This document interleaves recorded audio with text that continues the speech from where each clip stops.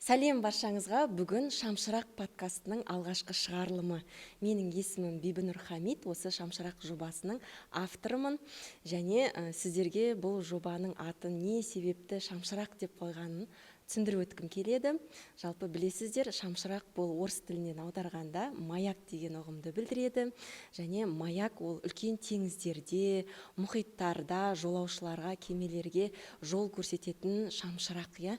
Және өмір атты теңізде менің қонақтарымнан алынған ақыл кеңестері, тәжірибелері барлығы сіздерге шамшырақ болсын деген ниетте шығарылған болатын. Сондықтан да осы жобаны сіздер қолдайды деген сенімдемін. Бүгінгі Шамшырақ жобасының алғашқы қонағы Гүлнұр Меңдіханқызы.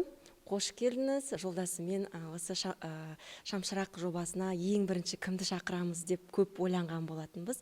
Сол кезде Бақтияр екеумізге көп көмегі тиген, әлі де ақыл кеңесін аямайтын ол бір өзің. Біз армандап жүрген жобамызда бүгін көріп отырғаныма өте қуаныштымын.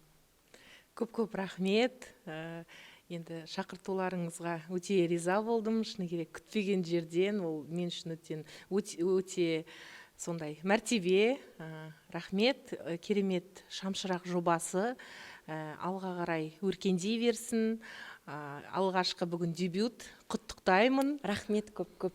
Енді Гүлнұрды мен сіздерге таныстырып өтейін. Гүлнұр бізде Оқ жетпес лайф қоғамдық бірлестігінің төрайымы, Шаңырақ элитсат бөбекжайының басшысы, инклюзивті бөбекжайының басшысы, және де Шаңырақ түзету оңалту орталығының негізін қалаушысы. Одан кейін тағы да таныстыратын көп. Өзің туралы, жалпы қайда дүниеге келдің, қайда оқыдың, қандай отбасыда өстің, осы туралы өзің айтып өтсең. Жалпы мен 1991 жылы Тайпақ ауданы, қазір енді Ақжайық ауданына ауыстырылды, Базартөбе ауылында дүниеге келген болатынмын. Базартөбе сол өзіме өте ыстық туған жерім. Содан 1997 жылы осы қалаға көшіп келдік. Алғаш болып бірінші сынып табалдырығын номер 38-ші мектеп гимназиясында бастадым.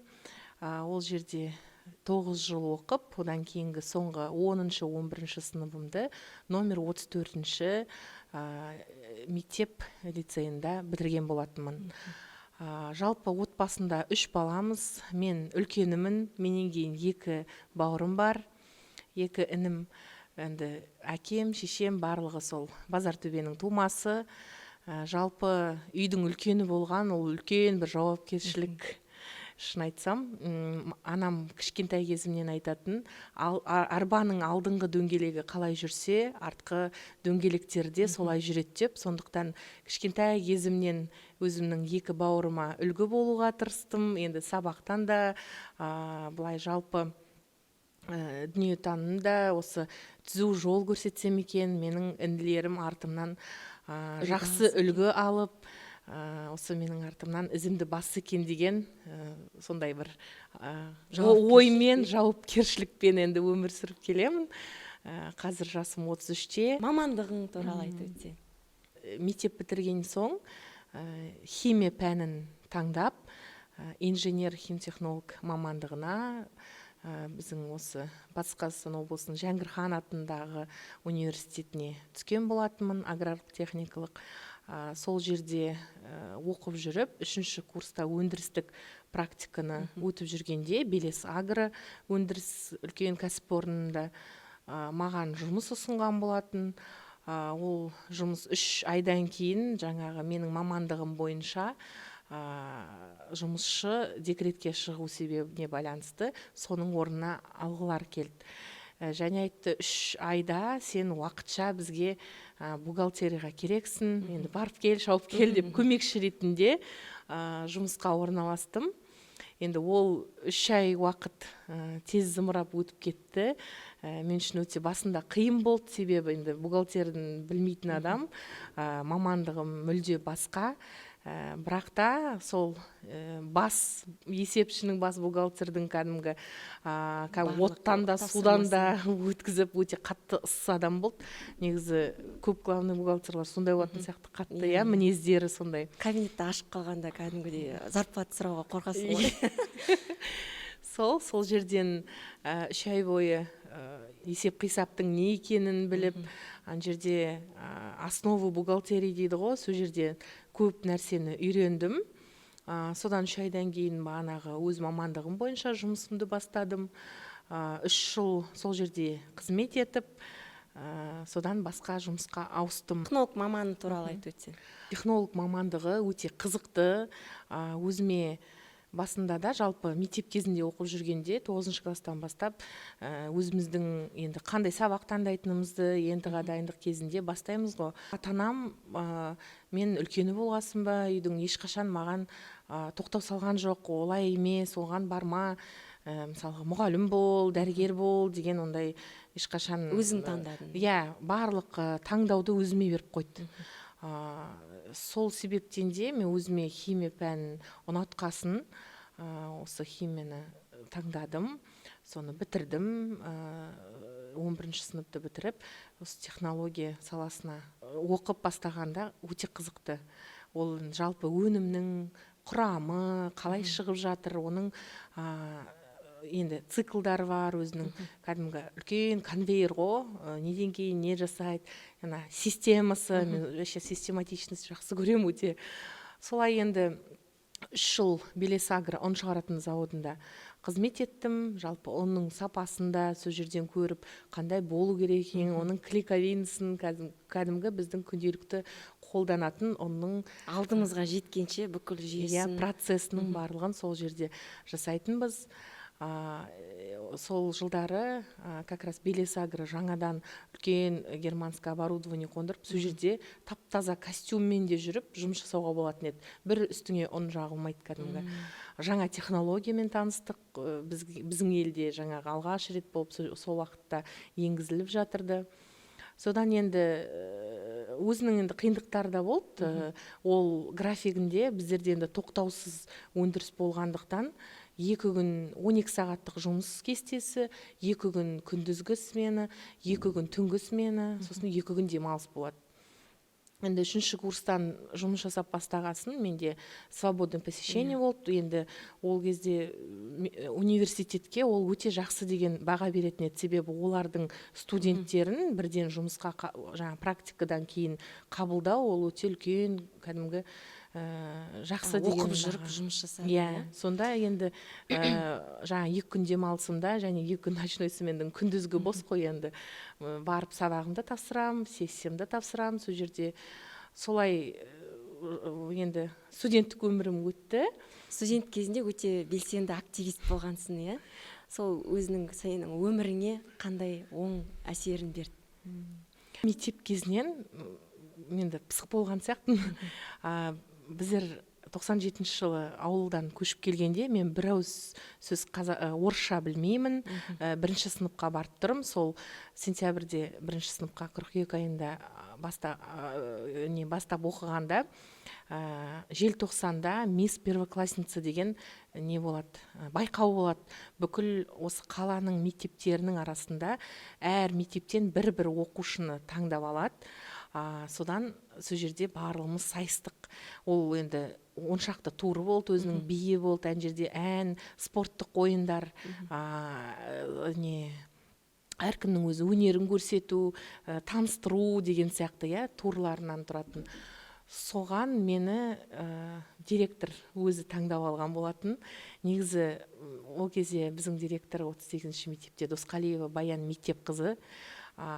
Өзіме өте қатты сондай жақын жан ретінде қалды есімде, себебі оқушылардың арасында жалпы көреді ғой, көзінде бір жанып тұрған оқушыларды бірден байқайды да, соны қолпаштайды, соны әрқашан осы алға тартады. Сонда енді білмеймін қай уақытта көргенін, бірақ та сол біздің 1-ші основына келіп, осы Карина Гүлнұр қатысады деп сол жерде мені таңдаған екен. Содан ата анамды шақырып алды, оған дайындық. Біздер 2 ай бойы дайындалдық. Кәдімгідей үлкен конкурс, ол уақытта конкурс дегенді мен өмірімде естіген де жоқпын, көрген де жоқпын. Есімде ана папам да мамам да үйде, енді ол уақытта жаңа қалаға көшіп келатырық, жұмыссыздық, сосын свет бірде бар бірде жоқ, мынандай майшаммен отырамыз, пілтешам, майшам емес пілтешам.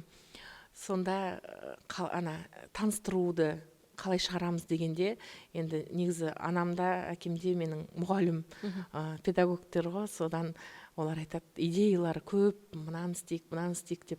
Жалғыз қыз. Иә, содан маған таныстыруды папам жазып берді. Ол ақындық өнерді сол жерден көрдім, байқадым. Кәдімгі керемет етіп 7 атамды қосып, сол жерде таныстыруын жаттатқыз.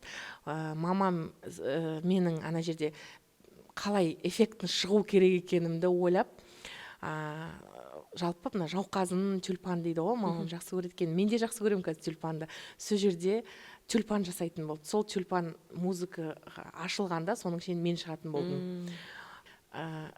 Тюльпанды анандай сымнан папам жасап берді. Мама алды да оған енді сыртын бірдемемен тігу керек қой. Бізде қызыл жабын ілініп тұрады, сол жабынды шешіп алды да содан тюльпанның мына жапырақ нелерін, күлтелерін тікті ғой. Таныстыруымен жаңа фейерверк болды кәдімгідей. Енді жюрилердің аң-таң болған, сол жерде мен өзім сценада тұрып байқадым, кәдімгі мықты таныстыру болды сол уақытта. Сол айтайын дегенім, сол кезде мен алғаш рет сол мисс первоклассница атандым. Сол 97-ші жылы қазақ мектептері бірінші рет қатысып тұр екен. Бұл бұрын енді біздерде Орал қаласы жалпы орыс мектептері көп, сондай көбінесе орысша менталитет сондай болған ғой. Енді қазақ мектептерінің алғаш қатысып тұрған уақытында гран-приді сол қазақ мектебі жеңіп алған. Ол деген кәдімгі тарихта қалған нәрсе. Сол уақыттан бастап мен уже өзімді сондай бір қалай бәрін қолымнан келеді деген өзіме бір жолыңды ашып берген уверенность болды да. Я кәдімгі білмеймін, масштабқа шығарып дейсің. Сол миымды сол уақыт менің кішкене қолыңнан бәрі келеді, ештеңеден қорықпа деген сияқты сондай бір керемет. Күшті. Енді саған сұрақ, университет кезінде жұмыс жасадым дедің ғой, жаңағы сосын белестен кейін қандай жұмыс орнында істедің? Белесте енді 3 жыл жасағаннан кейін енді қыз балаға мына түнгі смена, ұйықтамайсың, бүкіл режимнің барлығы бүлінеді, шаршайсың. Содан кейін ата-анам да айтты, офисқа бір андай қыздың жұмысына бір ауызшы еш деген сияқты. Содан қалада нефтяная страховая компания деген НСК фирмасына ауысып келдім. Бұны мен бүгін естіп отырмын, НСК-да жұмыс жасағанын, страховая компанияда жұмыс жасаған екен. Одан кейін сол сақтандыру компаниясына жұмысқа кіріп, сол жерде жұмыс атқардым. Ол жерде енді ведущий специалист жаңағы қызметіне дейін өстім. Содан сол жерде жұмыс жасап жүргенде бір күні автобустан менің кошелегімді ұрлап кетеді. Мен автобуспен 20-мен барып келеміз ғой үйге. Сосын соның ішінде удостоверением бар, мана куәлігім бар. Восстановить етуге ЦОНға барам ғой. ЦОНға барсам, жаңағыдай өзімнің енді жұмыстарымды бітіріп, удостоверениеға заявление жазып, жоғалтып алдым деп тұрсам, қасыма бір ер адам жігіт келіп айтады, подскажите, пожалуйста, как это все переводится, деп қолында бір жапырақ қағазы бар. Анда қазақша жазылып тұр екен, перечень документов. Бұл не деп? Ол кісі Ресейден мұнда Оралға көшіп келген, өзінің азаматтығын ауыстыру үшін қандай документтер керек екенін барып сұрап тұр екен. Содан мен аударып бердім енді қазақ тілінен орыс тіліне. Түсіндірдім барымша. Содан шығып алып, менің үйім мына автопаркта ЦОНға дәл қарама-қарсы. Жолдан өтіп, подъездге қарай жақындай берсем, артынан девушка деп жүгіріп келді. Манағы жігіт. Сосын айтамын, не болды, что случилось деп. Қазақша бір ауыз сөз білмейді екен. Я никого не знаю в городе. Я не знаю сейчас, как домой добраться. Вот у меня адрес Сейфуллина 39 деп айтып жатыр. сосын мен айтамын, а как мне доехать деп сұрап жатыр ғой енді. Сосын түсіндіріп айтып жатыр, мына жер 43-ке мінесің, содан анасы аялдамаға түсесің деп. Қалада ешкімді танымаймын енді, бір көмегіңіз болсын, буду вас спрашивать деп, сол жерде қоймастан менің номерімді сұрап алды. Мен енді адамға көмектесуге дайын тұратын адам, сосын жақсы енді адам басқа көмек сұрар бір сұрақтарын білмей айтса көмектесер адам жоқ деп, содан бердім. Номерімді алып, хабарласып тұр. Сөйтіп, мен қазіргі жолдасым Ильяспен сөйтіп танысқан екен. Халыққа қызмет көрсету орталығында танысып, содан 11 жыл отасып келе жатырмыз. Отбасында 2 ұл тәрбиелеп отырық. Мектеп оқушылары қазіргі кезде. Сөйтіп Екеуі де денсаулығы жақсы ғой, иә? Көп ойлайды ғой, мысалы жаңағы шаңырақ түзете оңалту орталығын ашқан кезде көбі негізі өздерінің тәжірибесінен бастайды ғой, жаңағы баласына ем іздеп жүріп сөйтіп жаңа ашып жатады. Мен де саған сол сұрақты қойған болатынмын, иә? Балаларың аман ба, жақсы ма деп. Иә. Сол шаңырақ түзете оңалту орталығын жалпы ашу қайдан келді? 2017 жылы, сол мен декретте отырдым ол уақытта, жолдасым айтады, мен жұмысқа шыққым келіп жүрді. Жұмысқа шығайын ба деп сұрап жүргенде, ол айтады, найымға шықпайсың, өзіңе бір бизнес ашып ал деді. Мен көмектесем, қолдайым, жаңағы капиталын берем деп сондай ұсыныс жасады. Спонсор. Иә. Сосын енді мен көп ойланбастан бірден айттым, түзете оңалту орталығын ашқым келеді деп. Көп шошып кетті, неге ондай ой қалайдан келді. Енді ол сферада мен білімім жоқ, мысалы жұмыс жасаған. Оралда да бұл жаңалық қой, көп жоқ. Опытым болған жоқ. Сондай сұрақтар көп келді, сосын қиын ғой, одан да басқа бірдеме ашсайшы деген сияқты сондай ойлар тыстап жатырды айналамдағылар. Бірақ та кішкентай кезімде менің мамам арнайы мүмкіндігі шектеулі балалар оқитын мектеп-интернатында жұмыс жасайды. 40 жылдан асты мұғалім болып.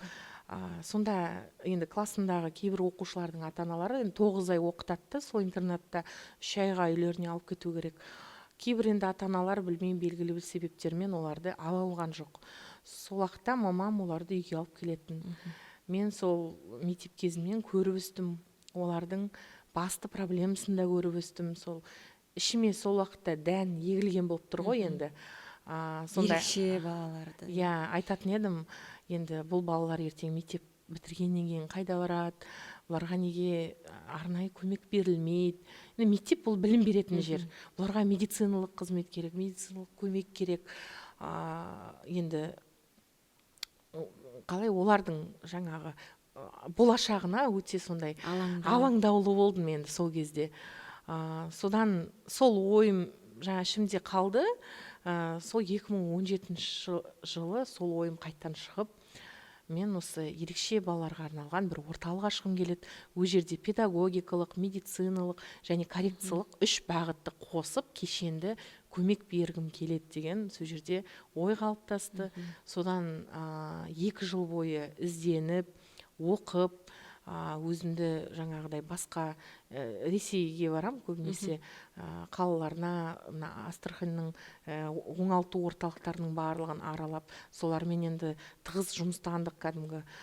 Сосын Санкт-Петербургтан оборудованиялар сатып алдық, Москвадағы керемет профессорлармен танысып, ізденісте болып, 2 жылда кәдімгі дайындалып, жан-жақты оның қандай форматта болады, полустационар етеміз ба, жаңағы қалай балалар келеді, ем алады, қандай аппаратурның, енді қазір ем көп қой, соның нағыз нәтиже беретін, пайдаға сатынын деп, жолдасымыз екеуміз сол 2019 жылы шаңырақ түзете оңалту орталығын аштық.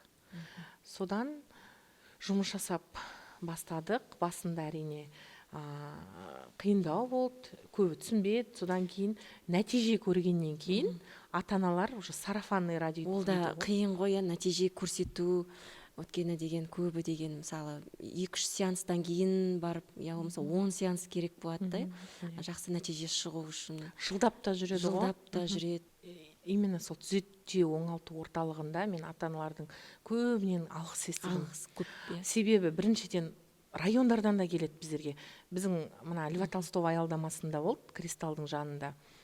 Сол жерден квартира жалдайды. Содан бізге келіп балаларын кәдімгі 21 күн бойы реабилитациядан өткізеді, ауылына кетеді, 2 айдан кейін қайтып келеді. Сөйтіп жүрген ата-аналар да көп болды. Результат көрінді кәдімгідей, айтарлықтай. Содан бірінен бірі естіп, және де біздер бұрын соңды болмаған реацентр Самара деген бар ғой, соның микротока рефлекс терапиясын осы біздің орталыққа жалға келіп қойдық. Кәдімгі сол жердегі маманды шақыртып арнайы. Олар өзінің бағасына, өзінің бағасына келіп қойдыңдар ғой. Өзінің бағасына мен мысалы үстінен ақша қосқан жоқпын. Ал егерде Самараға барып 21 күн жаңағыдай өтетін болса реабилитацияны, где-то миллионның айналасында шығады. Миллион теңге, 800 мың, 900 мың, әркім де әрқалай. Себебі кешенді алады ғой. Жүруі бар, тұруы бар, жолы бар, тамағы бар, жататын жері бар, емнің ақшасы бар, Ал енді өзінің үйінен тек біздің орталыққа келіп, сол уақытта 10 есе арзанға кәдімгідей реабилитациядан өтіп жүрді балаларымыз. Сөйтіп осы қалай үлкен қадам жасадық. Мына инклюзивті ортаға, ерекше балдармен жұмыстануға. Енді одан бөлек біздің Оқжетпес-Лайф қоғамдық бірлестігіміз бар. Құрамында 37 адам мүшелік етеді. Соның 24-і ерекше жандар, мүмкіндігі шектеулі жандар. Бұл қоғамдық бірлестікті Жолдасым екеуміздің құру мақсатымыз жалпы мына единомышленники дейді ғой, бірге ойлайтын сондай адамдарды жинап, бір-біріне жерде біздер мозговой штурм жасаймыз. Біреуге бір көмек керек болса, юридический көмек, мысалы бухгалтерский көмек деген сияқты, сол жерде біздер көмектесуге тырысамыз. Одан бөлек енді 10 жылдан бері аналар үйіне моральдық, материалдық көмек беріп келеміз.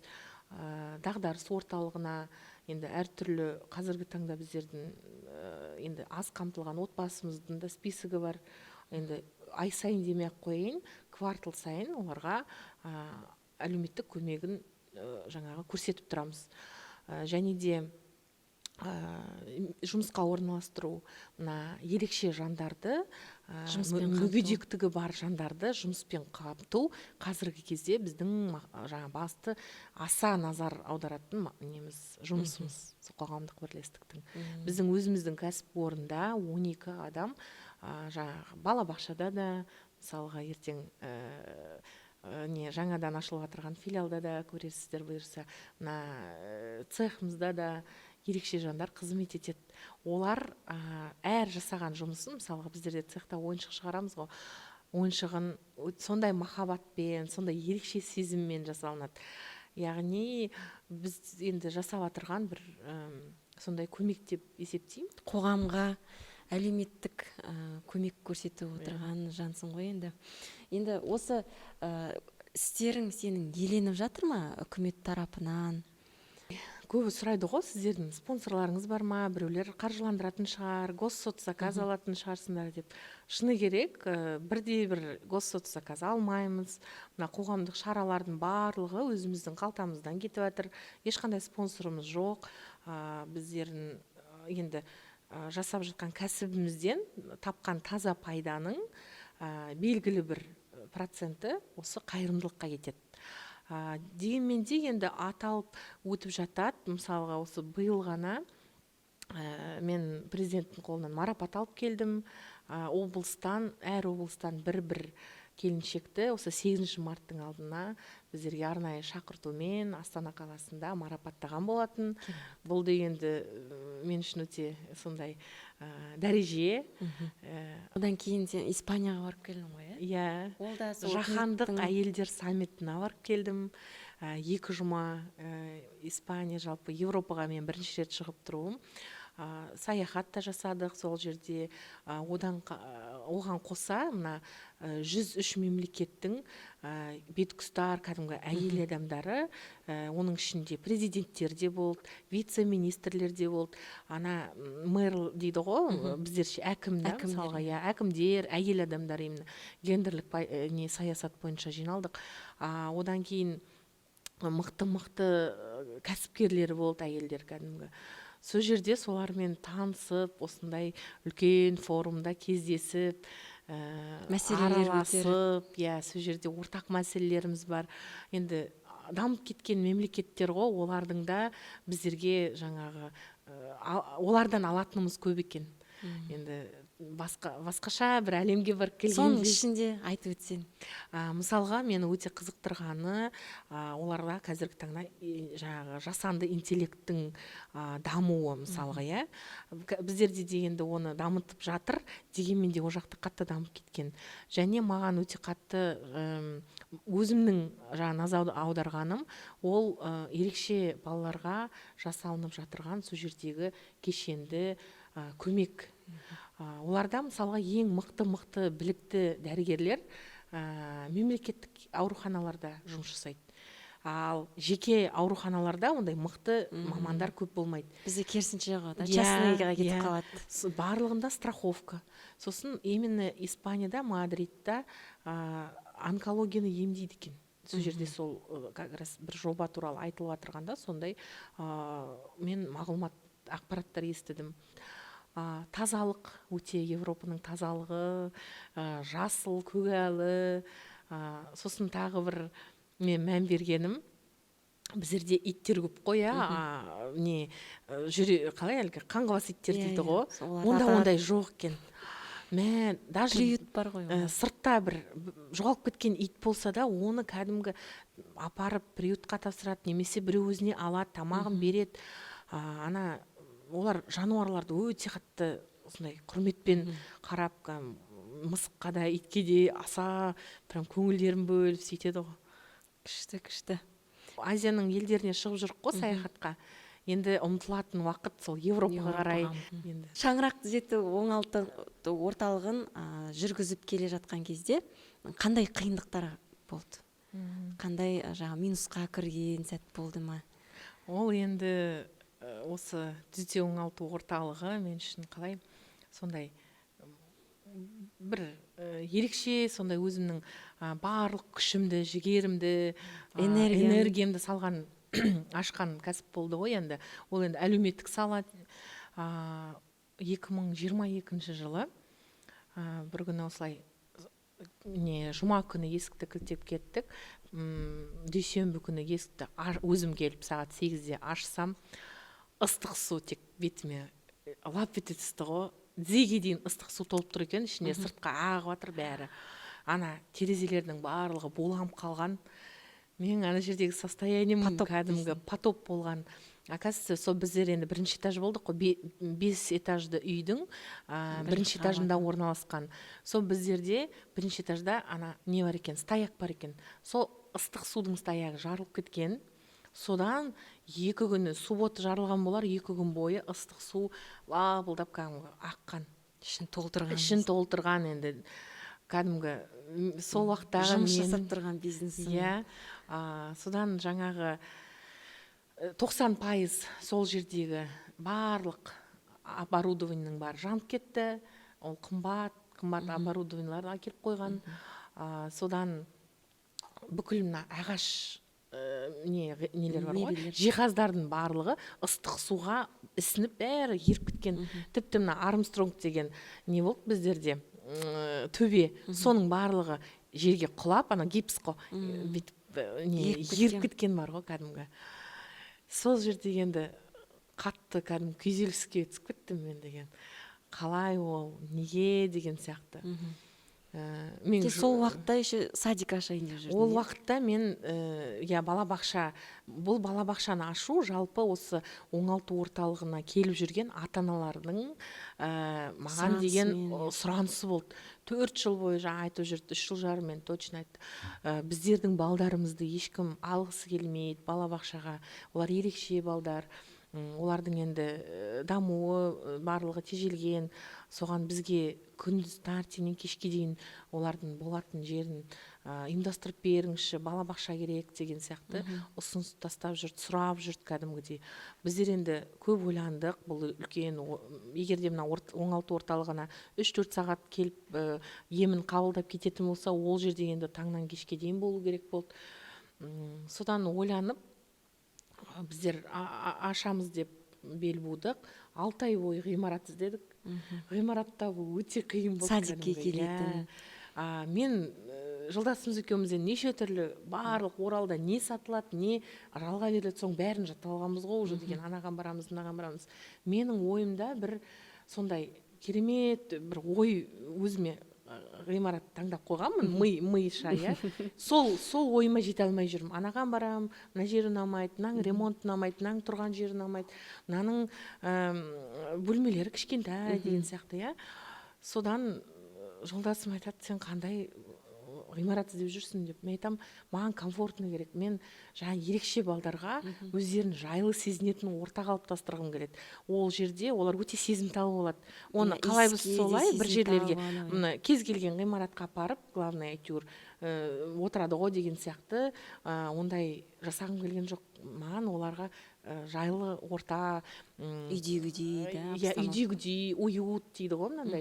Сосын деген таптазалық, сосын ең бастысы ремонтына қатты мән беретін болатын. Сөйтіп 6 ай бойы ғимарат іздедік, таба алмай жүрік. Содан бір күні маған бір кісі хабарласты, телефон соқты. Сосын сұрады, сіз балабақшаға ғимарат іздеп жүрсіз ба деп. Сосын мен айтам, иә дедім.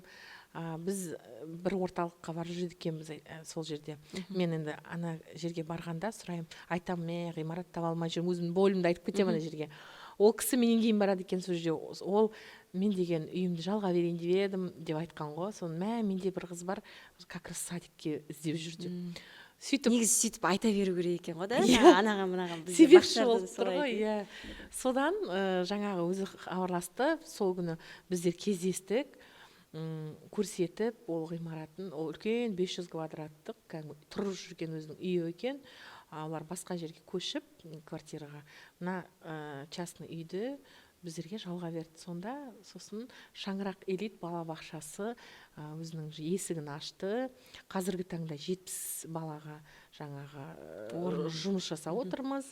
Дегенмен де бір енді өкініштісі 92 бала бізде резервта тұр. Олардың әр күні, әр минут уақыты өтіп жатыр. Енді мен айтам, жаңағыдай әріптестеріме, жалпы кәсіпкерлерге мүмкіндік болса, балабақша, осындай ерекше балдарға балабақша ашсаңыздар жақсы болар еді деп. Себебі инклюзивті балабақшаның ерекшелігі неде, мысалы? Инклюзивті балабақша дегеніміз, мысалы 20 бала болатын болса, соның 5-еуі ерекше бала болады, 15-і кәдімгі сөйлейтін қалыпты нормотипичный бала болады. Жаңағы 5 бала біреуі сөйлей алмайды, бірақ та қарайды манағы нормотипичный балдарға, олар тамақ ішіп отырады. Манағы бала тоже тамақ ішіп үйреніп, 2 жастағы бала. Сөйлемейтін балдар уже сөйлеп, өзінің тілімен уже ләп сөйлеп бастайды. Яғни олар қайталайды, олар жақсыны тез қайталап алады. Біздерде енді бар мемлекеттік коррекционный балабақшалар. Ол жерде 10 баладан артық алмайды, барлығы да жаңа диагнозбен. Ол жерде енді олар бір-бірінің жаңағы минустарын дейді ғой, енді соны қайталап, ол жерден көп динамика көрінбейді. Мен қанша байқап жүрмін, бізге орталыққа сондай балалар келгенде ата-аналар да өздері айтады солайынан. Біз сол жерге барып жүредік. Балам бұрын мысалға басын ұрмайтын еді жерге, сол балабақшаға ұрғалы басын ұрып бастады деген сияқты. Бала енді білмейді, ол тек қайталау біледі. Ал ана инклюзивті балабақшаның мысалы ерекше бала, ол сау баланы үлгі тұтып үйренеді, денсаулығы жақсарады. Ал нормотипичный балаға әсері қандай оның? Нормотипичный балдар көбіне қараймын ғой, байқап отқаным, сондай қалай мейірімді болады. Түсіністікпен сосын түсінбей егерде ана жерде тұрып қалса, қолдарынан жетектеп отырғызады. Утренник болғанда қастарына бір-бір 2 жағынан нормотипичный баланы отырғызып қоямыз. Сосын қара қазір тұрып кетпесін деп, соны ответственность, қамқор болу, ана жерде жауапкершілік, оларға да бір пайда тиеді деп ойлаймын. Бірақ та енді кейбір ата-аналар бар түсінбейтін, мысалға, менің балам неге сондай балдармен бірге жүреді деп. Біз жалпы балабақшаға келгенде бірден айтамыз, топта сөйлемейтін балдар, жаңа диагнозбен балдар бар деп ескертіледі. Егер сіз соған қарсы болмасаңыз, әрине келіңіздер деген сияқты. Енді толерантность болу керек. Көбі енді түсінбейтін ата-аналар, олар түсінбейді. бірақ та болашақта не күтіп тұрғанын білмейді ғой, Бір никто Құдайдан не білсін, застрахован. Поэтому ешқашан енді асыра сілтеп деп айтуға болмайды. Ондай ата-аналардың түрінде көрдім, талайын естігем. Енді не болса да барлығы Алланың құдіретінде. Сондықтан тек қана жақсылыққа сену керек қой әрқашанда. Жәрдемдесуге, қолыңнан келсе неге көмектеспеске. Пайдасын келтіріп дейсің. Басқа жанның денсаулығын жақсартуға, иә. Енді сіздерде балалар Kids атты жаңағы жұмсақ ойын және де текстиль цехы бар, иә. Осы цехта сіздер қандай өнімдер шығарасыздар? Сол туралы айтып өтсең. Бұл цех біздерде жалпы біздер серіктесімізбен бірге болдық ең басында.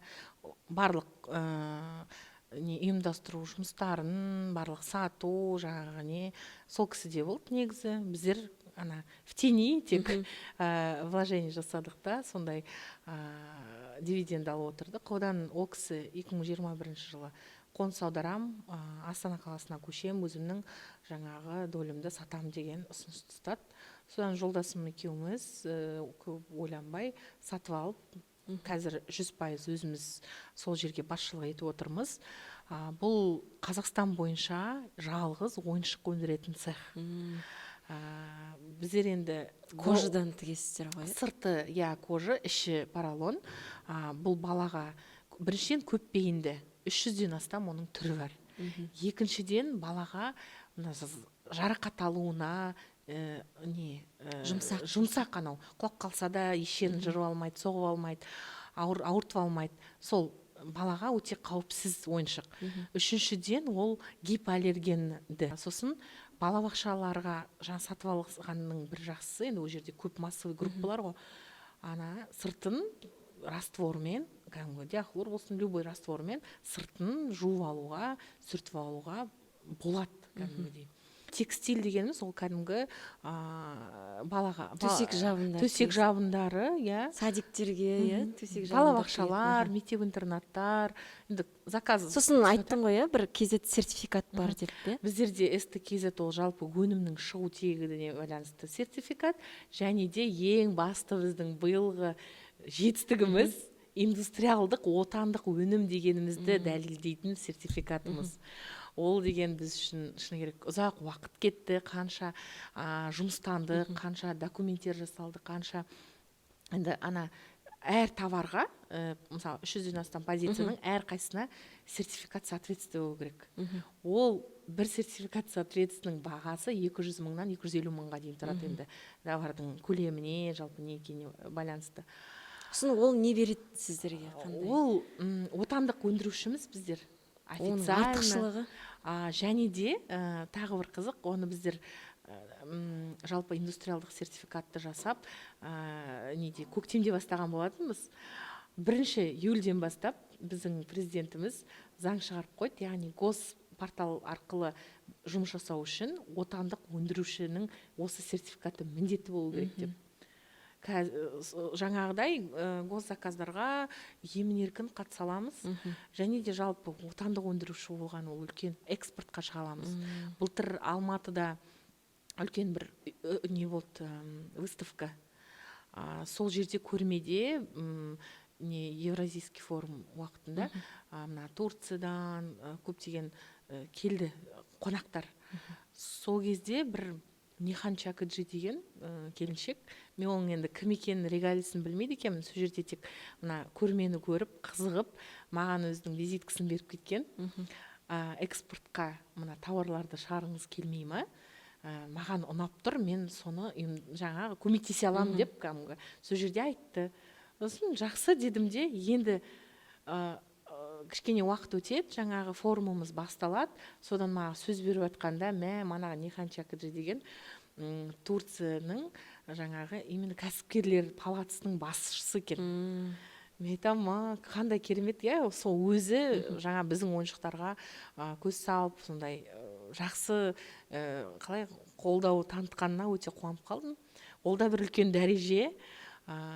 Жалпы біздің Орал қаласында енді сондай көп заказ бермейді, білмеймін, көп білмейді ма, немесе Қытайдан ойыншықтар сатып алады ма, китайский дейді Пиндода. ғой. Иә, жалпы мына Қарағанды, Алматы, Ақтау, Астана, Шымкент, да, Шымкент біздер кәдімгі жіберіп жатамыз, көбінесе отправка басқа қалаларына көп алады біздер. Енді жаңағы сертификат туралы, өнім туралы, одан кейін жаңағы көрмелерге алып барып жатсың, иә? Жалпы сол үкіметтен бөлінетін жаңағы көмек, субсидия туралы ақпаратты сен мысалы қайдан біліп отырасың? Гранттар туралы ақпарат қайдан біліп отырасың? Секретін айтсаң. Так, жалпы мемлекеттің негізі қимылдаған адамға мемлекет өте көп мүмкіндіктер беріп отыр. Соның мысалы неге жарнамасы аз ба әлде? Мән беріп қарау керек, немесе жарнамасы, әрине Білетін аз адамнан болады. сұрау керек та? Иә, оның білетін адамдары болады. Жалпы мына қазір енді Инстаграм желісінде біздің мына кәсіпкерлік палаталарында, кәсіпкерлік басқармасында шығып тұрады. Бірақ ондай не емес сияқты да, андай көзге іліп алатындай болады ғой. Ол реально грант алу. Біздер 2019 жылы осы ойыншық шығаратын цехымызға, станокқа, үлкен бір станок болды, қымбат. Соған 3 миллион грантын ұтып алдық.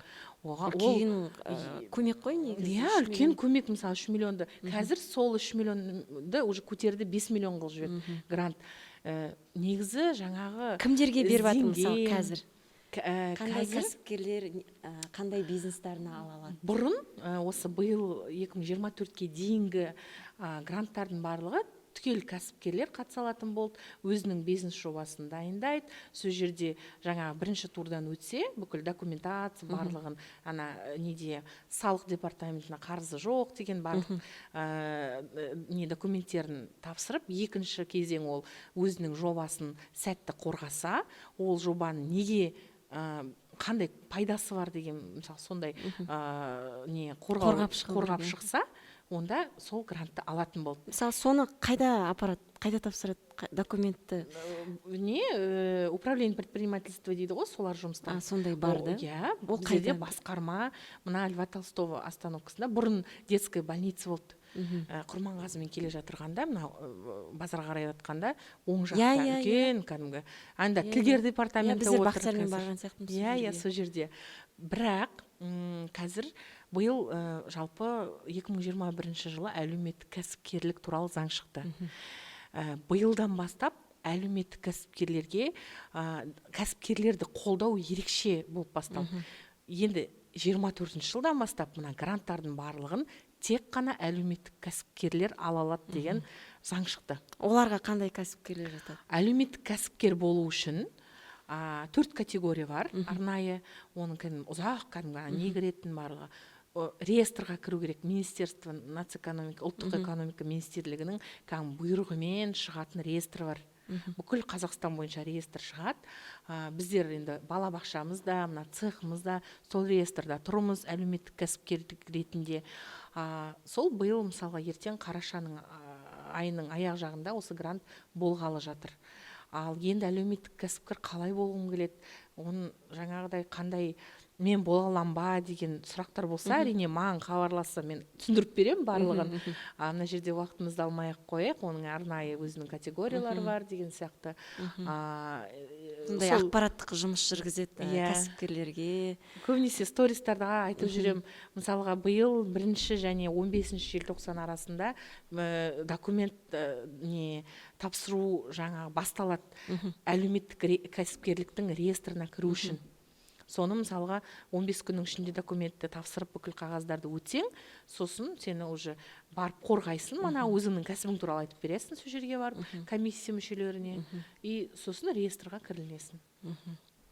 Енді өзінің ісін бастағысы келіп жүрген, кәсіпкер болғысы келіп жүрген әйелдерге қандай кеңес айтасың? Ештеңеден қорықпау керек, тәуекел болу керек. Негізі тәуекел еткен адамды Алла тағала жақсы көреді дейді ғой, себебі сен тәуекелге барсаң, ешкімге сенбейсің, анау көмектеседі-ау, мынау бірдеме береді-ау деп, тек бір Аллаға енді бірінші Аллаға сенесің, екінші өзіңнің күшіңе сенесің. Жауапкершілік. Иә, сол уақытта жаңағы тәуекелге барған адамға енді жолын ашатын болып тұр ғой енді. Өз басым 10 жылдың ішінде 10 түрлі кәсіптің түрін ашып көрдім. Соның ішінде қазір енді 4-еуі жұмыс жасап жатыр. Белсенді жұмыс жасап, табыс тауып отыр. жаңағы басқа табыс көздерін жаңағы кәсіптерімді ойласам, ешқашан бірдемені көрмей жауып тастауға болмайды. Наоборот, оны ашып, оны через себя надо пропустить.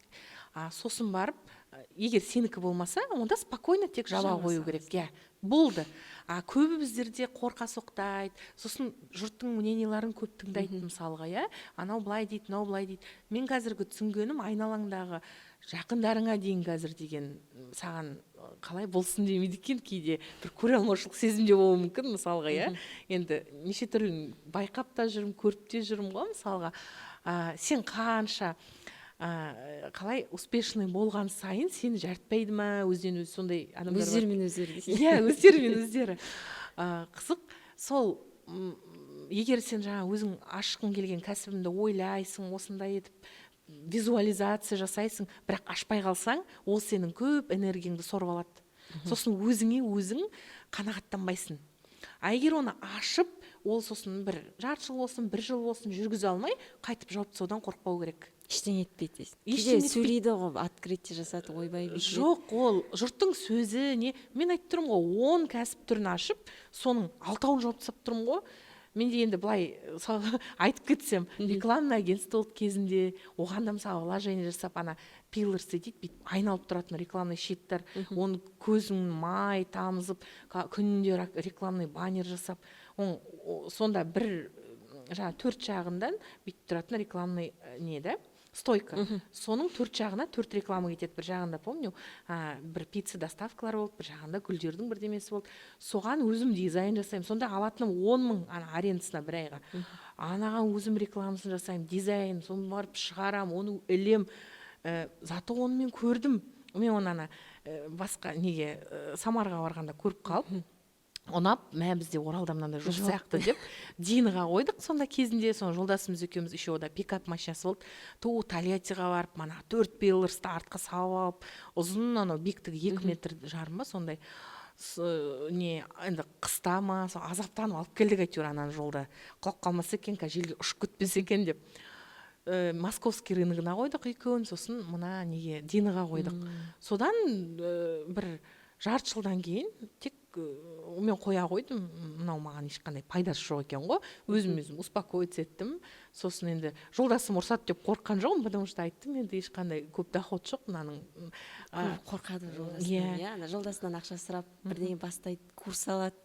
Сосын ол жаңағыдай сен деген бір істі аяғына шейін жеткізбейсің деп сөйлейді ғой. Мысалы, сол сөзден қорқады ғой.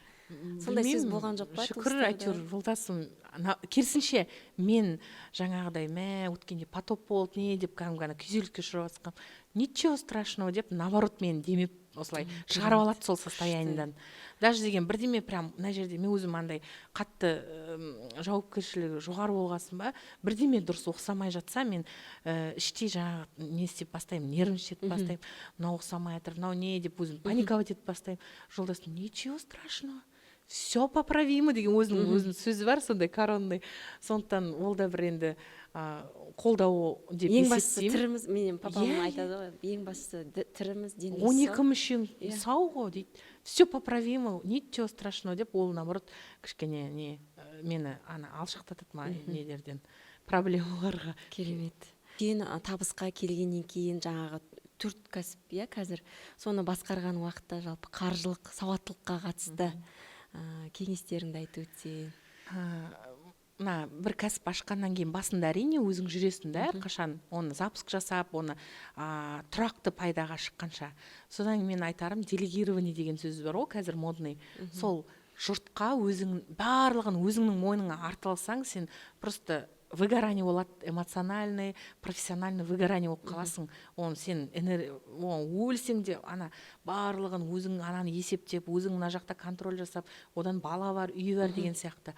Мен жасаймын, мысалға кез келген нәрсені ашам да, бір жыл өзім белсенді жарты жылға дейін бір жүйеге қоям, сосын директор, управляющий немесе заведующий, меңгеруші дейді ғой, сондай қойып қоям. Ақшасын төлеймін, өзі барлық жұмыс процесіне жауапты адам. Мен сол кісіден сұраймын. Көбі деген мысалы сене алмайды, сеніп тапсыра алмайды. Жоқ, сену керек ол. Соны қалай сен жұмыстандың сонымен? Біреулер болады мысалы кассаға түседі деп айтады, біреулер енді кішкене контроль, от салады менде дейді. мысалға финансының барлығын өзім қадағалаймын. Барлығы біздерде счет, мысалға бізге ақы төлеу үшін Каспи приложениеға кіріп образование, детские сады деп сөйтіп кіреді. Оның барлығы маған счетқа түсіп отырады, мен көрем. Ал мысалға заведующий барлық жұмыс процесіне ертең кім шығады, мысалы кім дежурный, бәрі орнына келіп жатыр. Мен басында ауыртпаймын. Бала қабылдау, баланы шығару, оны мысалға нелер, утренниктер ұйымдастыру, методистический жұмыстар, ата-аналар жиналысы. Басында барлығына өзім жүрдім. Қазір соң барлығын меңгерушіге тапсырдым. Цехта да біздерде администратор бар. Ол заказ қабылдайды. Жаңағы егер де мысалы не келсе, шикізат керек болса, өзі хабарласып жаңа шикізаттардың барлығын заказ береді. Тек мен мына жақтан ақшасын төлеп отырам, аударып отырам, болды.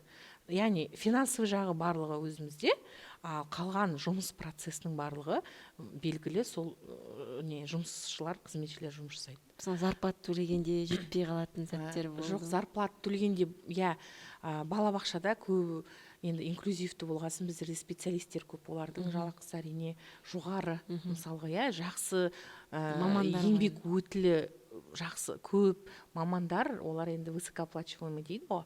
Сонда болады кейде мысалға балабақшада отпускный көп болып кетеді, бізден барлығы соцпакет, официально жұмыс жасаймыз. Жақсы жұмыс жасаған адамдарға премия болады мысалға. Немесе праздниктарға әртүрлі бір отыз ойындарын жасап тұрамын мысалға. Қызықтырып мотивация жасап. Сол мана мысалға балабақшаның зарплатасына ақша жетпей қалып жатса, мана цехтың қалтасына түсеміз. Ана бизнес мынаны жауып, мынаны жауып. Енді ондай болады, ондай болып тұрады, совсем жоқ деп айтпайын. Жалпы енді кәсіп бастаймын деушілерге кеңесім, ештеңеден қорықпау керек. Өзіңнің бір мақсатың болу керек, сол мақсатқа жету үшін барлығын жазып, өзің соны жаңағы не ашсаң да барлық жағын ойлап, оны мысалы көршінің мысалы бір магазині бар екен, ол күшті өтіп жатыр екен, мен де сондай дәл сондай ашсам өтеді деген ой болмау керек. Не болса да сен барлығын зерттеп барып ашу керексің мысалға. Және де ашып жүрмей жатса, оны жабуға қорықпау керек. Ешқашан қорықпау керек. Значит, басқа призвание дейді ғой, өзіңді іздейтін адамдар ғой. Менде сол өзім мысалға жапқан кезде ешқандай салон красоты болды кезінде мысалға. Ол уақытта жаңа барлығын ойласам, көп нәрсені жасап тастаған екенбіз ғой деп жолдасымыз екеуміз күліп отырамыз. Зато оның барлығы опыт. Оның барлығы біздерге бір каждый істің өзінің бір несі болады, анализ жасағанда қорытынды жасайсың да, өзіңе бір содан нәтиже жасайсың. Қаржылық сауаттылық деген өте қажет нәрсе. Әр адам өзінің жаңағы келіп жатырған доходын және өзінен шығып жатқан расходты біліп отыру керек. Жүйе болу керек. Сол жүйе болған кезде ғана ақшаң артады. Егер жүйесіз сенде қанша теңге келіп жатыр, қанша теңге кетіп жатыр білмесең, ол су сияқты бүйтіп кетіп жатыр. Нені қайда жұмсағаныңды білмейсің, қанша тауып жатқаныңды білмейсің. Сондай.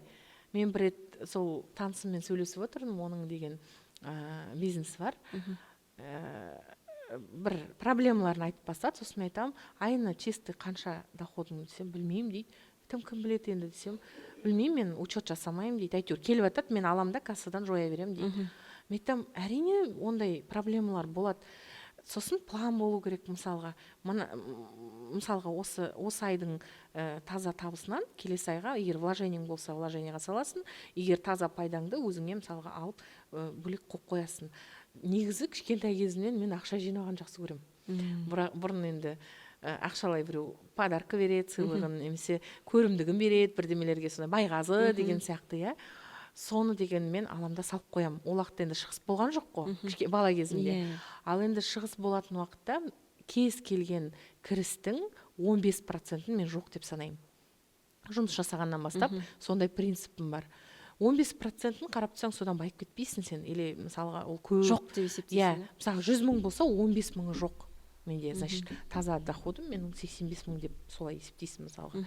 Миллион болса 150 мыңды все жоқ деп оны салып тастайсың, депозитке болсын, сейфқа болсын, қайда жинайсың мысалға. Содан сол көбейген сайын сенің энергияң өседі, ана азартный болады ғой. Мен мына айда мысалға мысалы миллионға жеткіздім, келесі айда 1,5 миллионға жеткіземін деген сияқты, или там 2 айда мен 1,5 миллионға, или жаңа жылға дейін мен 2 миллионға жеткізіп қоямын мынаны деген сияқты. Өзінің бір ішіңнен мотивация шығады. Сөйтіп бір белгілі бір арманыңа немесе кәсібіңе солай жинауға болады, немесе үй алуға мысалға. Енді әркімнің өзінің мақсаты бар ғой, сол мақсатына байланысты.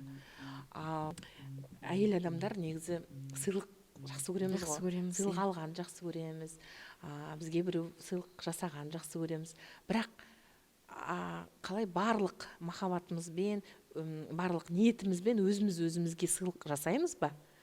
Аламыз барып да бірдемені, қажеттілік болғасын киім алармыз, тағы бірдеме алармыз да мысалға. Ал соны сыйлық ретінде өзімізді мотивация жасай аламыз ба мысалға?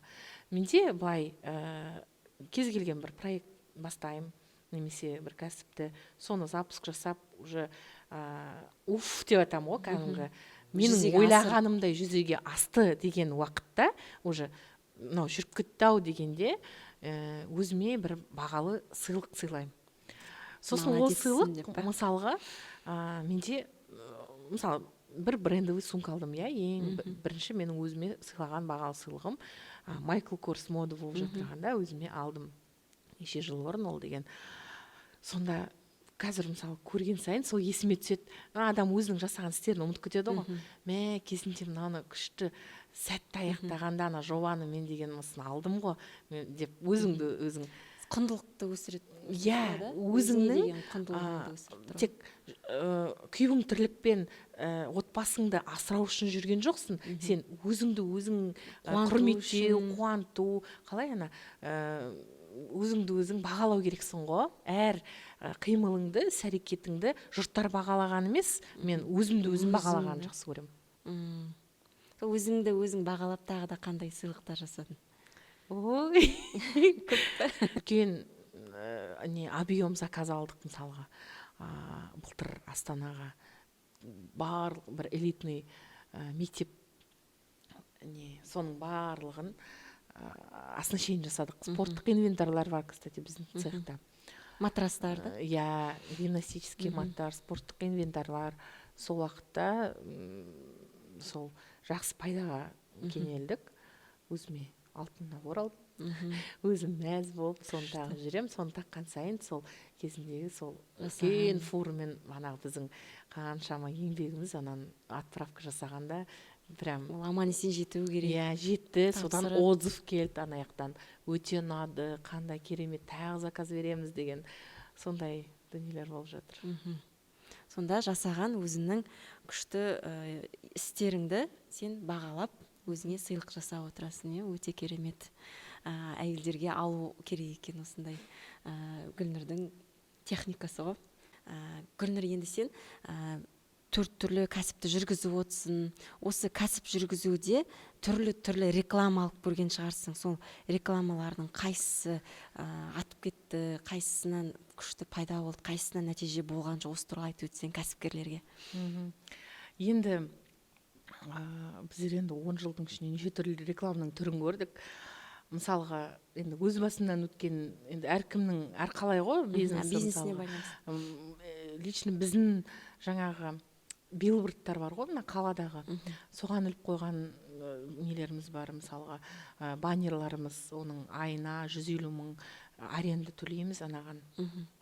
Сөйтіп вообще ешқандай өткен жоқ, жаңа клиенттар да келген жоқ деген сияқты. Қазір адамдар бәрі телефонға қарайды, жан-жағына көп қарамайтын сияқты. Содан ана телевизорлардың бегущий строкасына да бердік. Енді ол бастапқы кезіндегі айтып жатырмын, ол жерде тоже өткен жоқ ол. Сосын листовкаларды да таратып жүрдік, мысалға, адамдарға бүйтіп. Көбі қазір деп бүйтіп қарамайды, ана листовканы бір оқыған адамды көрген жоқпын. сосын таксопарктармен де келісіп ана таксиге отырғанда бүйтіп білестір қойып қоямыз мысалға. Автобусқа қояды. Біз именно таксилермен доңыштанда асықпай бара тұрған автобуста қыстырылсып бүйтіп жатқанда реклама оқитын нең жоқ қой, желание жоқ қой. Сол таксимен де көрдік. Қазір енді заманның мына ағымына сай енді Инстаграм желісі, сосын TikTok негізі мықты болып жатырған сияқты менің өзімнің ойым. Сосын блогерларды да көп шақырады ғой, мысалы рекламаға. Біздер біршама блогерларды шақырдық. Тіпті мына жалпы енді қоғамдық жұмыста жүргесін әншілермен де әртүрлі знаменит жұлдыздар дейді ғой. Кімді Димаш шақырамын деген есімде шақырғым келеді деп. Иә, сол құласаң таудан құла деп дейсің. Сол олардың да рекламасын көрдік біздерде. Өтетіні бар, өтпейтіні бар. Әр қайсының өзінің, мысалы қанша жұлдыз келді біздерге, мысалы Дана оқу орталығына. Олар енді реклама жасайды, бірақ олардың аудиториясы Орал емес, басқа қалалар ғой енді, басқа жақтан келгесін. Кет деген атағы болмаса. Иә, кет деген атағы болмаса, фотоға естелік түскені болмаса, блогерлардың да түрлі-түрлісі бар. Әр қайсының өзінің аудиториясы бар. Сол кәсіпке байланысты сол блогерларды таңдаған дұрыс. Мысалға мына шаңырақ орталығын ең басында 1 жылдығын жасадық қой.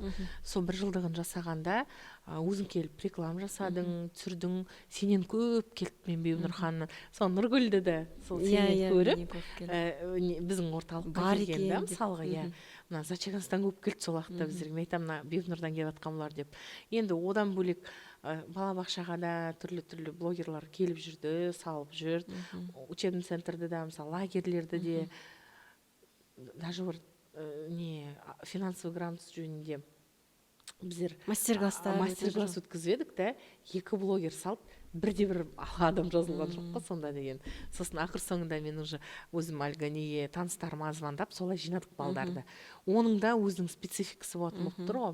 Қазір енді өзім TikTokқа былай қызығып жүрмін, бірақ мен өзім жүргізе алмаймын. TikTok мейкермен осы жақында ғана келісім шартқа отырып, осы бұйырса 1 қарашадан бастап балабақшаға TikTok жасағалы жатырмыз. Ол да жақсы өтімді деп естідім. Енді оны да көрейік деп, не көрмеген қазақпыз. Күшті атады негізі. Иә. Сондықтан енді рекламаға қазіргі кезде сосын таргет мысалға көп. Бірақ таргеттің да біздер бір шамасын жібердік. Енді кейбірлері мүлдем жұмыс жасамайды, кейбірлерінен кәдімгі подписчиктар келеді. Ол деген не ғой, анандай комплексный, мияқта да жұмыс, SMM-де күшті жұмыс жасап жатыру керек, істелініп жатыру керек. Таргетте былайынан и былайынан бәрін қамтыған кезде негізі жақсы результат болады. Солай сияқты, иә. Соның неше түрін көрдік. Личный брендке қатысты. Негізі личный бренд деген жақсы нәрсе ғой. Жалпы осы біз Инстаграмның осы жақсы қолданып жалпы жақсы дамып бастағаны осы 5-6 жыл көлемінде ғой, шыны керек. Сол 5-6 жылда мысалға әр кәсіпке әртүрлі Инстаграм ашып, онда біреуінде 10 мың подписчик, біреуінде 6 мың, мысалы 13 мың подписчик.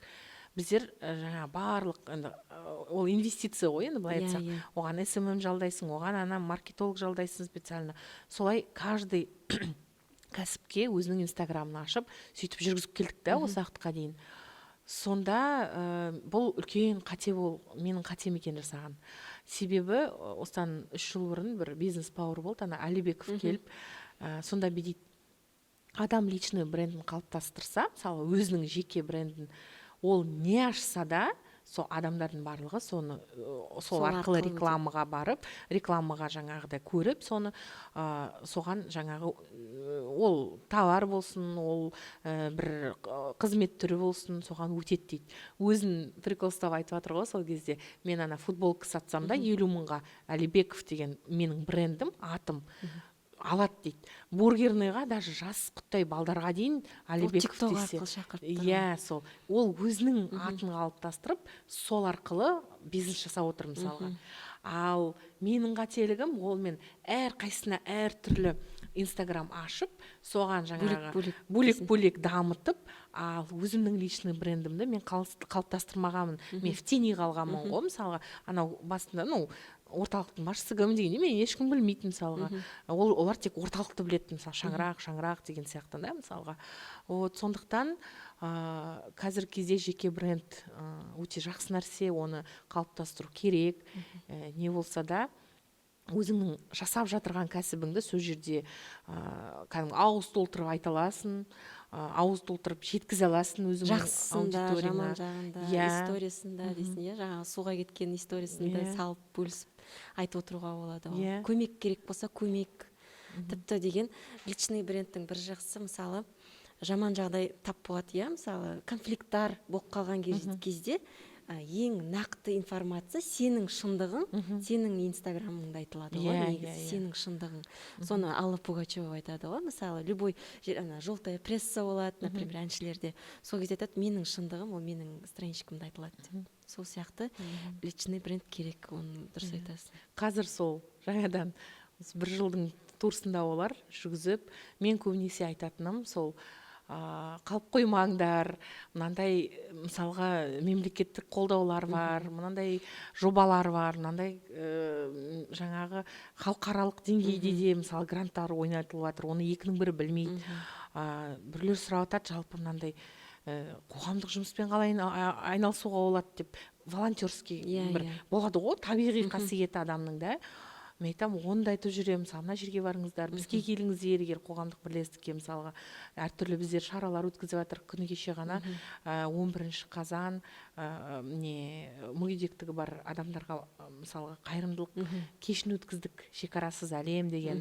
Оларға арнайы сол жерде стол жайып, тренингтар, психологиялық тренинг, мысалы, екінің бірі жеке платный психологқа барып сол жерде жұмыстан алмайды ғой, сол жерде сондай қызметтер көрсетіп, енді алғыс алып жатырық. Әр жыл сайын біздер міндетті түрде мына мерекелік жаңа жыл шыршаға ерекше балдарға өткіземіз. Сол жерде жаңа сыйлықтарын алып беріп, ресторан жаңағыдай жалға алып сол жерге негізі сол ерекше балдардың ата-аналары мен ерекше балдардың басын қосып өткізген шараның мен жақында мысалы оқырманнан мынандай отзыв естідім. Жаңағы олар деген негізі диагноздары бір балдар болады ғой, мысалы аутизм қазір деген көп, иә. Сол бірге емделіп жүреді, одан кейін жаңағы сол шарада бір кездесіп қалады да 2-3 жылдан кейін. Мен сонда біреуінде мысалы күшті болып емдеп алған бір ата-ана, иә, мысалы вложениені салып, кәдімгідей уақытын бөліп, күштетіп баламен жұмыстанып, күштетіп емдеп алады. Ол кішкене оказывается қалып келе жатқанын жаңағыдай сондай жерде көреді екен, иә. Салыстырмалы түрде. Сол мен сондайды көріп, оказывается маған көбірек жұмыстану керек екен, оказывается болады екен деген сияқты күшті үмітпен қайтады екен. Сол шараның рөлі зор екен, жалпы пайдасы көп екен. Біз соны білмейміз ғой, мысалы маған айтпаса, маған ол кәдімгі біз барып жүрген бір обычный шара бар ғой, майкиц қалып барған сияқты, сондай бір шара сияқты болып қалатын еді. Сондай отзыв естіген кезде, молодец Гүлнұр, осындай шараны оказывается ұйымдастыру керек екен деп, мен сондай күшті кәдімгі сені танитынымды мақтан тұтып сөйтіп күшті қалдым. Енді осының барлығын жалпы бір адамның миына сыйғызу меніңше мүмкін емес сияқты, біртүрлі андай. Мен айтамын ғой, Гүлнұр мегамозг деп, ана миы жарылып кетпей қалай жүреді екен. 4 бизнесте еще деген андай бір штук өзің сатушы болып отыратын нәрсе емес, андай коллектив, иә, әрқайсысының жаңа администратор, істегендер, жаңағыдай бір жағында мұғалімдер, осының бәрін қалай миыңа сыйғызып, бәріне үлгересің, бүгін уақыт арнап келіп отырсың, қалай үлгересің? Осы туралы айтсаң. Енді уақытты жаңағы тиімді пайдаланған жөн. Болады менде де үлгермей жатқан уақыттар. Дегенмен де үйде мен анамын, жаңағы жолдасымның жарымын, ата-енемнің алдында келінмін, келіндік қызметтерімді де атқарып жүрем. Енді жұмыста басшы ретінде жаңағы басқарып отырамын. Дегенмен де кәсіп жасау, байқаған боларсың, көбі әлеуметтік сала, қоғамға пайдалы істер жасау, иә. Бұл маған жаңағы менің туған жылым мотивация береді. Мен тектен 91 жылы дүниеге келген жоқпын. 91 жылы Қазақстан өз тәуелсіздігін алған болатын.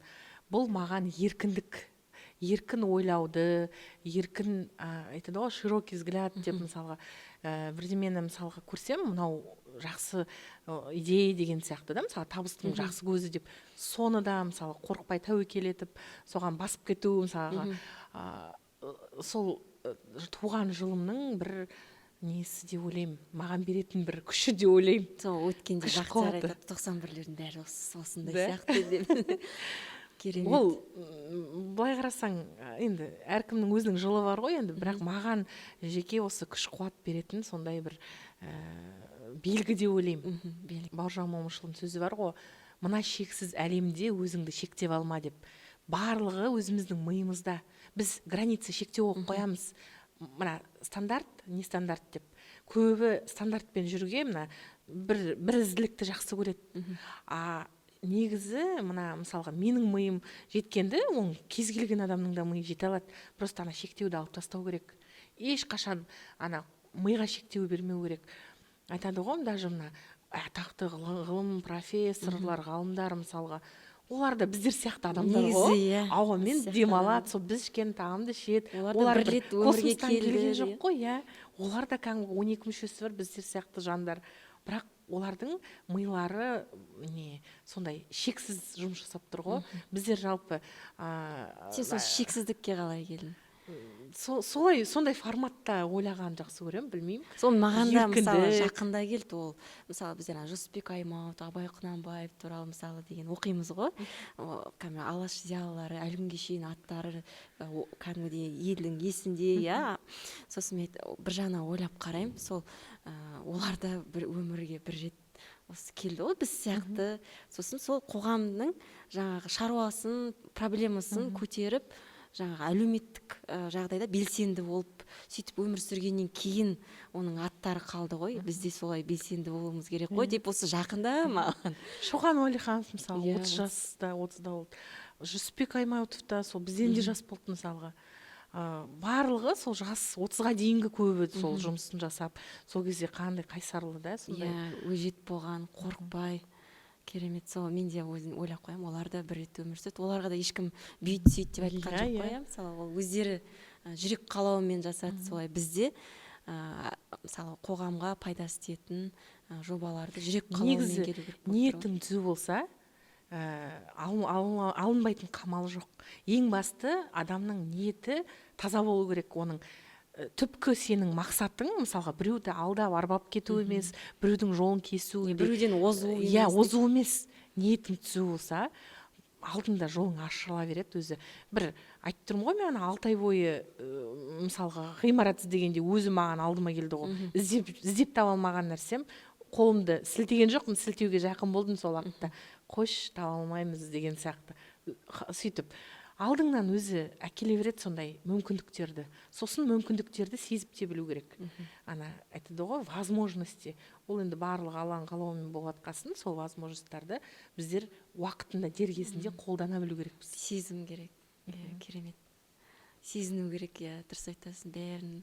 Мен айтамын ғой, мен мысалы блог жүргіземін ғой, тоже кеше құрбыларыммен кездескен уақытта тоже видеоға, фотоға түсіріп жатқанда, қалай бұл, сен қалай шығарасың? Мен айтамын, мен просто сеземін деймін ғой. Сол сезім керек, кез келген нәрсені сезініп жасасаң, ол шығады деп. Сен де бизнесті сезініп жасайтын болып тұрсың ғой, иә? Сезіну керек. Мінекей біздер қалай уақыттың тез өтіп кеткенін байқамай қалдық. Гүлнұрға көп рахмет айтамын. Біздің Шамшырақ жобасын қолдап, алғашқы қонағы болып келгеніңе көп рахмет айтамын. Сенің бүгін бөліскен бүкіл тәжірибең менің оқырмандарыма, көрермендерге пайдалы болатынына сенімдімін. Гүлнұрдың Instagram парақшасын экранға шығарамыз. Сіздер тіркеліп алыңыздар. Сұрақтарыңыз болса, тағы да осы жерде айтылған тақырыптарды тереңірек білгілеріңіз келсе, Гүлнұрға сұрақ қойсаңыздар, ол жауап береді. Бизнеске қатысты консультациясын да өткізеді. Біздің каналды қолдап, тіркеліп, сұрақтарыңыз болса, комментарийге жазып кетсеңіздер болады. Сау болыңыздар.